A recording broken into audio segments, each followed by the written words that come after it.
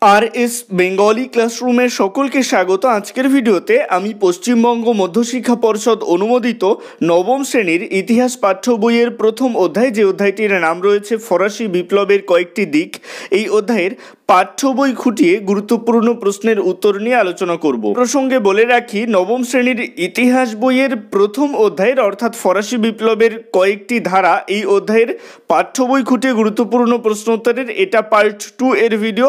যারা এখনও পর্যন্ত প্রথম পার্টের ভিডিওটি দেখে উঠতে পারোনি তাদের জন্য আমি ডেসক্রিপশনে ভিডিওর লিঙ্ক দিয়ে দেবো, অবশ্যই সেখান থেকে ভিডিওটি দেখে নিও। তো কথা না বাড়িয়ে শুরু করছি আজকের মূল ভিডিও। নবম শ্রেণীর ইতিহাস পাঠ্য বইয়ের প্রথম অধ্যায়, যে অধ্যায়টির নাম রয়েছে ফরাসি বিপ্লবের কয়েকটি দিক, এই অধ্যায়ের পরবর্তী প্রশ্নগুলো হলো 41 দাগের প্রশ্ন, টিকা লেখো অঁসিয়া রেজিম। এর উত্তর লিখবে অঁসিয়া রেজিম এর অর্থ পূর্বতন সমাজ। এ স্টেট জেনারেলের আহ্বানের মধ্যে দিয়ে এই কথাটির ব্যবহার শুরু হয়। ফরাসি বিপ্লবে পূর্বেকার সমাজ ব্যবস্থাকে অঁসিয়া রেজিম বলে উল্লেখ করা হয়েছে। সপ্তবর্ষব্যাপী যুদ্ধ থেকে শুরু ধর্মযুদ্ধের যুগ অতিক্রম করে ফরাসি বিপ্লবকালে এর ভাঙন শুরু হয়। ফরাসি বিপ্লবের পরবর্তী 5 বছরের মধ্যে এই সমাজের বিলুপ্তি ঘটে। অনেকের ধারণায় বুর্ব রাজতন্ত্রের শেষ 300 বছরের ইতিহাস অঁসিয়া রেজিম বা পূর্বতন সমাজ ব্যবস্থার অন্তর্গত। চতুর্থ হেনরি, ত্রয়োদশ লুই ও চতুর্দশ লুই, যাকে বলা হতো সূর্য রাজা, এটা শর্ট কোশ্চেন হিসেবেও আসতে পারে, এর আমলে সমাজের স্বৈর শাসন চরম রূপ নেয়। এই পূর্বতন সমাজে দুই ধরনের নাগরিক ছিল, বিশেষ অধিকারপ্রাপ্ত সুবিধাভোগী শ্রেণী এবং অধিকারহীন ও সুবিধাবঞ্চিত শ্রেণী। 42 দাগের প্রশ্ন, ফরাসি সমাজে অভিজাতদের সাধারণত কয়টি শ্রেণীতে ভাগ করা যেত ও কী কী? উত্তর লিখবে ফরাসি সমাজে অভিজাতদের সাধারণত 2টি শ্রেণীতে ভাগ করা যেত। 1. জন্মসূত্রে অভিজাত, এই পয়েন্টের আন্ডারে লিখবে অভিজাত পরিবারে জন্ম নেওয়া সদস্য জন্মসূত্রে অভিজাত নামে পরিচিত হতো। এরা সাবেকি অভিজাত, দরবারি অভিজাত, ওসিধারী অভিজাত নামেও পরিচিত ছিল। এরা জন্মসূত্রে অভিজাত হওয়ায় গর্ববোধ করত। এদের সংখ্যা ছিল মাত্র 4000। 2 নং পয়েন্ট, কর্মসূত্রে বা পোশাকি অভিজাত, এই পয়েন্টের আন্ডারে লিখবে অর্থ জোগাড়ের লক্ষ্যে পূর্ব বংশের রাজারা তুচ্ছ দামে প্রশাসনিক পদ বিক্রি করতে শুরু করেন। এই পদ ক্রয়কারী ব্যক্তি কর্মসূত্রে বা পোশাকি অভিজাত নামে পরিচিত। পোশাক ছিল এদের আভিজাত্যের প্রতীক, তাই এরা পোশাকি অভিজাত নামে পরিচিত ছিলেন। 43 দাগের প্রশ্ন, টিকা লেখো থার্ড এস্টেট।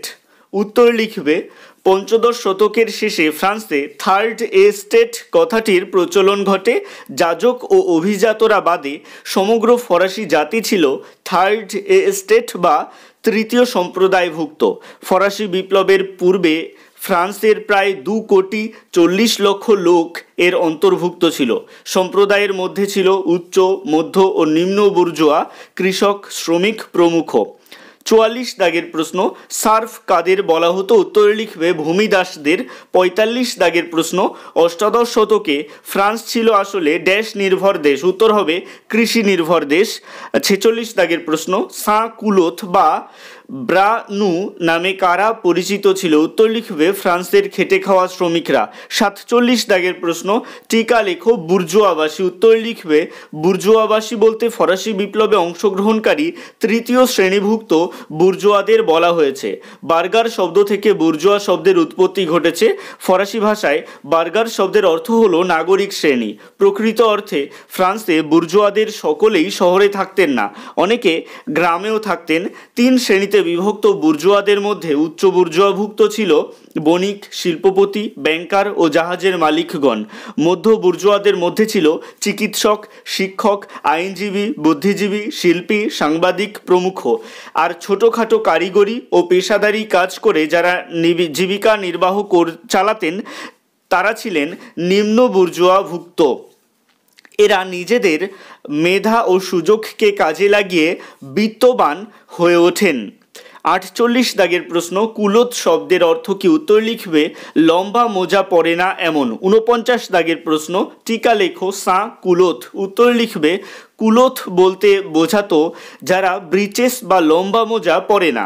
এই মোজা পরার ক্ষমতা ফ্রান্সের শহরগুলির দরিদ্র বাসিন্দাদের ছিল না, তাই তারা শ্লেষাত্মক ভঙ্গিতে নিজেদের সাঁ কুলোথ বলে পরিচয় দিতেন।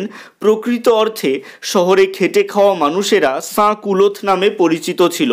দিনমজুর, পত্রবাহক, মুটে, জলের ভিস্তি, কাঁঠুরে, বাগানের মালি, দোকানের কর্মচারী, গৃহভৃত্য, রাজমিস্ত্রি প্রমুখ ছিল সাঁ কুলোথ শ্রেণীর অন্তর্ভুক্ত। সাঁ কুলোথরা প্যারিসের বিভিন্ন শহরতলিতে বাস করত, যেগুলি ছিল দাঙ্গাপ্রবণ অঞ্চল। এদের জঙ্গি বা বিপ্লবী মানসিকতা ও সহযোগিতা ফরাসি বিপ্লব ঘটাতে সাহায্য করেছিল।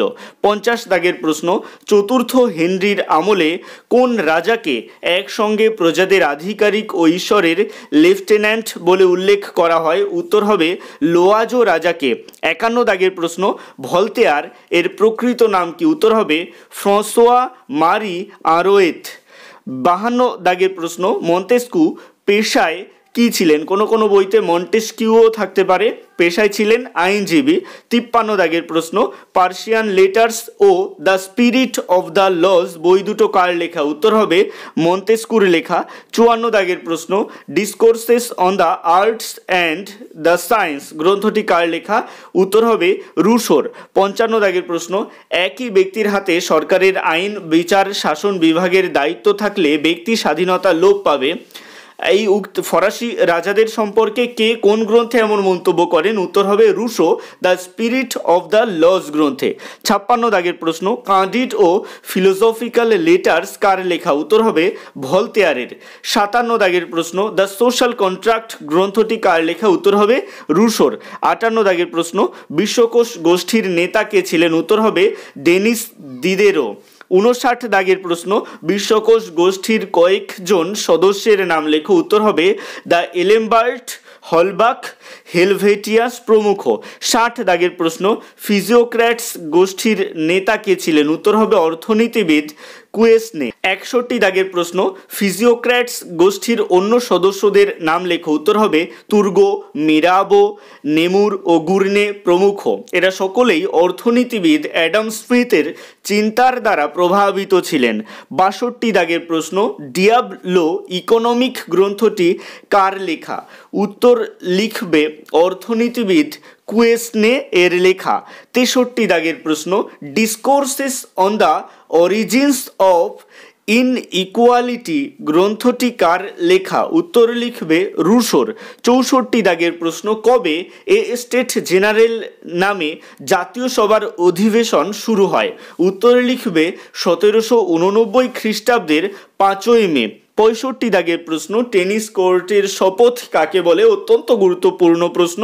উত্তর লিখবে মাথাপিছু ভোটের দাবি না মানায় তৃতীয় সম্প্রদায়ের প্রতিনিধিরা নিজেদেরকে জাতীয় সার্বভৌম ক্ষমতার অধিকারী বলে ঘোষণা করেন।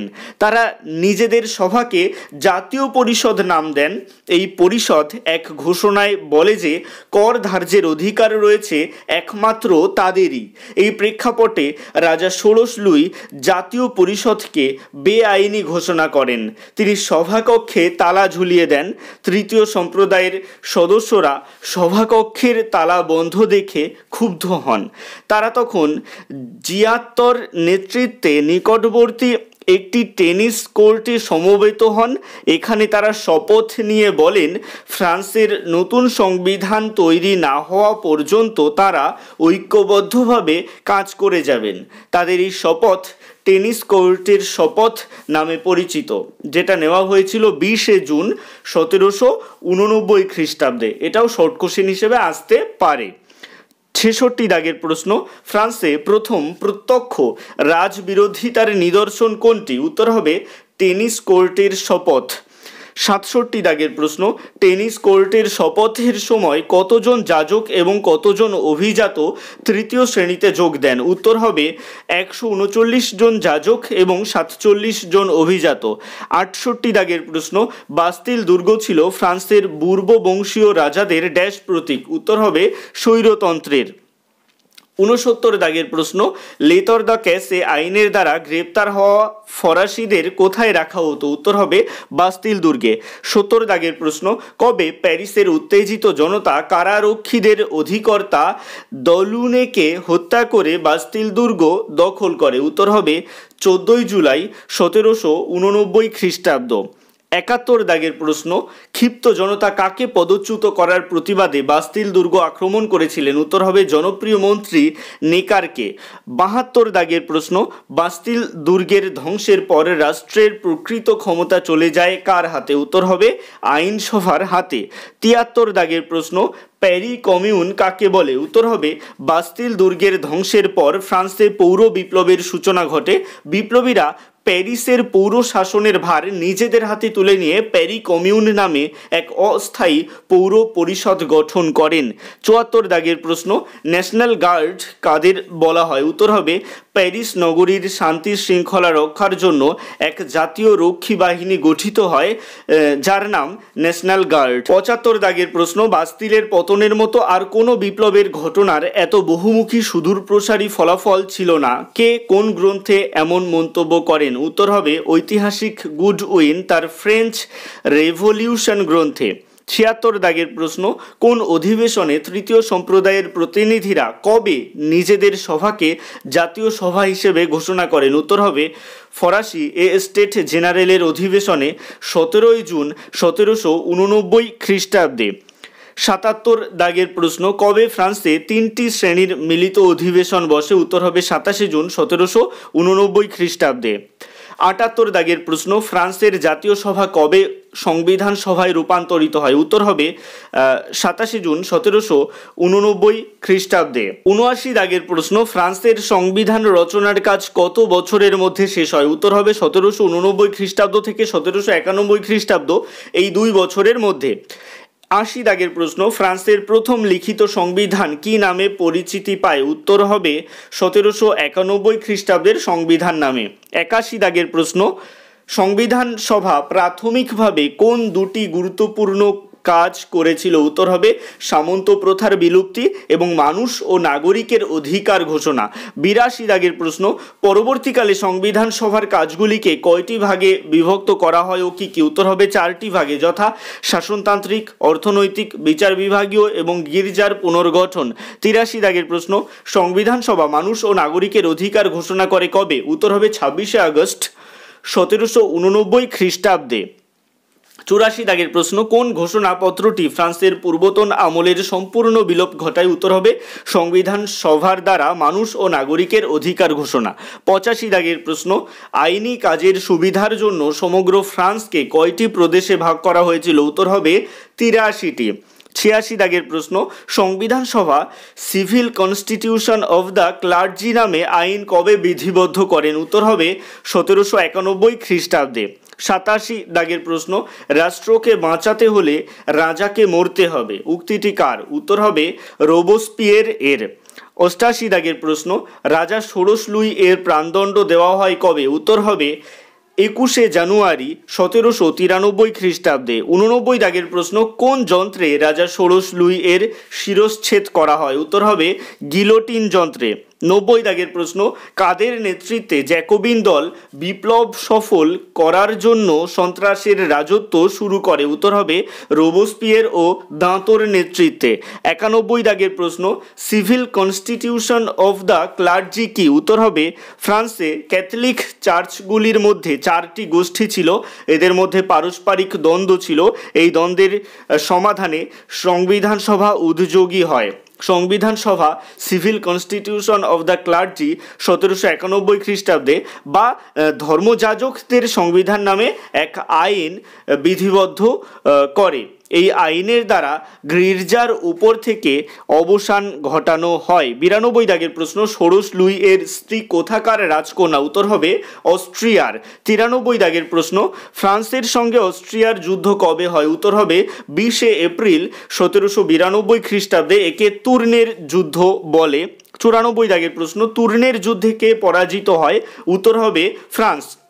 95 দাগের প্রশ্ন, পাদুয়ার ঘোষণা কাকে বলে? উত্তরে লিখবে অস্ট্রিয়ার সম্রাট লিওপোল্ড 6 জুলাই 1791 খ্রিস্টাব্দে পাদুয়া নামক স্থান থেকে এক ঘোষণাপত্র জারি করেন।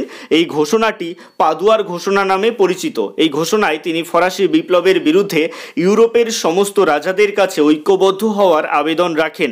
96 দাগের প্রশ্ন, পিলনিৎসের ঘোষণাপত্র কাকে বলে? উত্তরে লিখবে অস্ট্রিয়ার সম্রাট লিওপোল্ড এবং প্রাশিয়ার রাজা উইলিয়াম ফ্রেডারিক পিলনিৎস নামক স্থানে মিলিত হয়, যেটা 27 আগস্ট 1791 খ্রিস্টাব্দে। তারা এক ঘোষণাপত্র দ্বারা ইউরোপীয় রাজাদের কাছে ফরাসি রাজতন্ত্র রক্ষার আবেদন রাখেন। তাদের এই ঘোষণাপত্রের নাম পিলনিৎসের ঘোষণাপত্র। 97 দাগের প্রশ্ন, ব্রান্সউইক ঘোষণাপত্র কাকে বলে? উত্তরে লিখবে 25 জুলাই 1792 খ্রিস্টাব্দে প্রাশিয়ার সেনাপ্রধান ব্রান্সউইক ফরাসি রাজতন্ত্র রক্ষার লক্ষ্যে এক ঘোষণাপত্র জারি করেন। এর নাম ব্রান্সউইক ঘোষণাপত্র। আজকের ভিডিওটি এই পর্যন্তই। এই অধ্যায়ের পরবর্তী গুরুত্বপূর্ণ প্রশ্নের উত্তর নিয়ে আমি পার্ট 3 এর ভিডিওতে আলোচনা করব। আজকের ভিডিওটি কেমন লাগলো অবশ্যই কমেন্টের মাধ্যমে জানিও। ভালো লাগলে লাইক করো এবং একই ক্লাসের বন্ধুদের সাথে ভিডিওটি শেয়ার করতে ভুলো না। ভালো থেকো, সুস্থ থেকো সকলে, আর অবশ্যই RS বেঙ্গলি ক্লাসরুমের সাথে থেকো। সবশেষে একটাই রিকোয়েস্ট, এখনও পর্যন্ত যারা চ্যানেলটিকে সাবস্ক্রাইব করে উঠতে পারোনি তারা অবশ্যই চ্যানেলটিকে সাবস্ক্রাইব করে দিও এবং পাশে থাকা বেল আইকনটিকে প্রেস করে অল বাটনে ক্লিক করে দিও নতুন ভিডিওর আপডেট সবার আগে পেতে।